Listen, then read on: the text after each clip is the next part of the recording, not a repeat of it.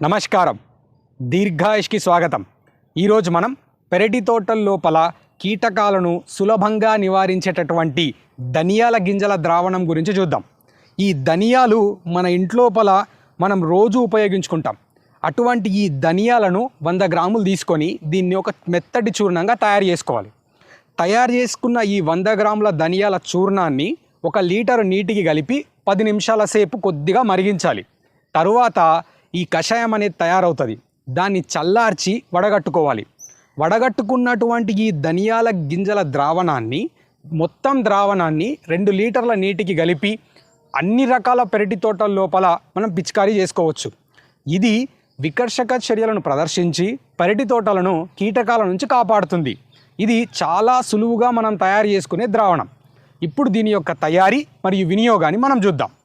ఇప్పుడు మనం ధనియాల గింజల కషాయం తయారీ వినియోగం చూద్దాం.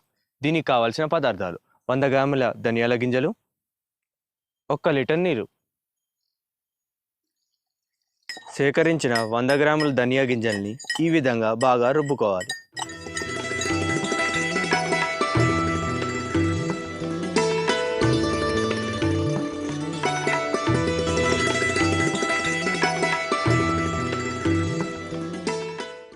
బాగా రుబ్బుకున్న 100 గ్రాముల ధనియా గింజల పొడిని 1 లీటర్ నీటిలో పోసి బాగా కలుపుకోవాలి.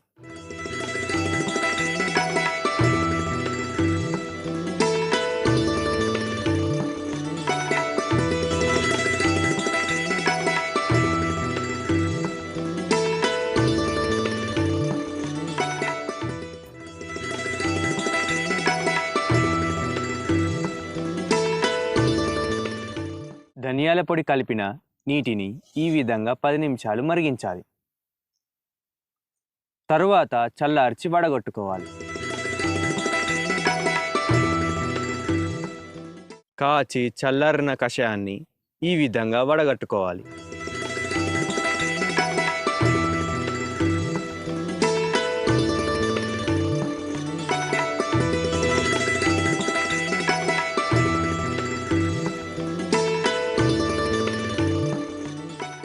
వడగట్టి సేకరించిన ఈ కషాయాన్ని 2 లీటర్ నీటిలో కలిపి పెరటి తోటల్లో పిచికారీ చేయవచ్చు.